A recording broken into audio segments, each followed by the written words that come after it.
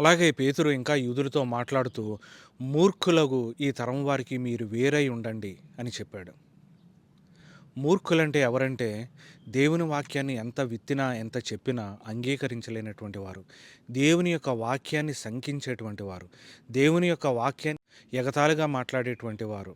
వీరేదో పెద్ద పెద్ద ప్రశ్నలేసామనుకుంటారు గానీ, దేవుని యొక్క వాక్యాన్ని ఈ రోజు నువ్వు కొత్తగా ప్రూవ్ చేయవలసినటువంటి అవసరం లేదు.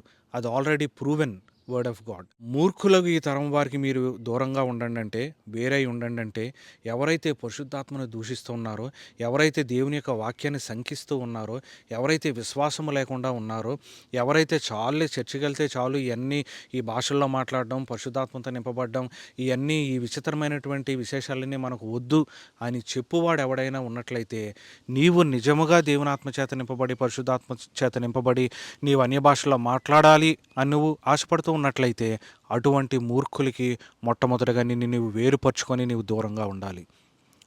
లేకపోతే ఆ యొక్క సహవాసంలో ఉన్నంత కాలం కూడా పరిశుద్ధాత్మ యొక్క అభిషేకాన్ని నీవెన్నడూ కూడా పొందుకోలేవు. అలాగే అక్కడ మనం చూసినట్లయితే విద్య లేనటువంటి ఈ పామరులు అంత అనర్గళంగా దేవుని యొక్క వాక్కును ప్రచురిస్తూ ఉంటే చుట్టూ ఉన్నవారు ఆశ్చర్యపోతున్నారు. ప్రియమైన సహోదరుడా, ఈరోజు నువ్వు అనుకుంటున్నావా నీకు వాక్యం చెప్పడం చేత కాదని, లేకపోతే నలుగురు మధ్యన నీకు యేసుక్రీస్తు ప్రభువే దేవుడు అని చెప్పాలని ఆశ మంట నీ యొక్క హృదయంలో ఉంటుంది, కానీ నీకు కావలసినటువంటి వాక్శక్తి లేదని నువ్వు అనుకుంటూ ఉన్నావా? నీకు లేనిది వాక్శక్తి కాదు, నీకు లేనటువంటిది మాటలు కాదు, నీకు లేనటువంటిది జ్ఞానం కాదు. ఈరోజు దేవుని యొక్క నామం పేరట నేను చెప్తున్నాను, నీకు లేనిది పరిశుద్ధాత్మ అనేటువంటి వరము. ఈ పేతురు యోహాన్లు కూడా పామరులే, వాళ్ళేం చదువుకోలేదు. వీరందరూ కూడా చేపలు పట్టుకునేవాళ్ళు. వీరికి ఎలాంటి చదువు లేదు.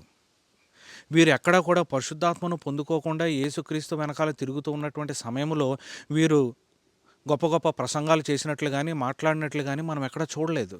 మేడగది అనుభవంలోనికి వీరు వచ్చిన తర్వాత, పరిశుద్ధాత్మ చేత నింపబడిన తర్వాత వీరు అద్భుత కార్యాలు చేస్తున్నారు, వీరు ఆశ్చర్య కార్యాలు చేస్తున్నారు, వీరు సూచక్రియలు జరిగిస్తూ ఉన్నారు.